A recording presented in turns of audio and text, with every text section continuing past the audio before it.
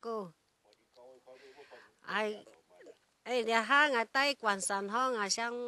黃金妹吼，我帶關山你攏你位啦。今年60歲嘅黃金妹，原本係大多路沙鄉嘅阿美斯，做生意呢嘅事因為家境冇好，到客家市嘅頭家屋客照顧生意呢，就因為咁樣留客家嘅人。嘅生意都唔會講嘛，啲話都講客家話，呢都學講安尼。黃金妹結婚之後，除了強做嘅老公搬到嚟關山盡力努力，又在客家人較多嘅社區，幫佢學習嘅客家話，發揮客家台嘅敦親睦鄰效果。黃金妹感覺多學一種語言，實在係件當好嘅事情。親好處啊，些老人家會親呢親好啊，你唔會講啊客家人，嘅歐巴桑都唔會親呢講啊。我就是說我不知道，他會講達語啊，國什麼那個閩南語啊，哈，國語啊，都知道啊。我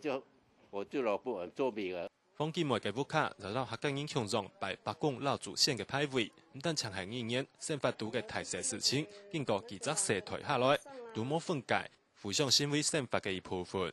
客家人那就信仰就這個禱告，嗰條廟嗰啲拜拜吼，那變咗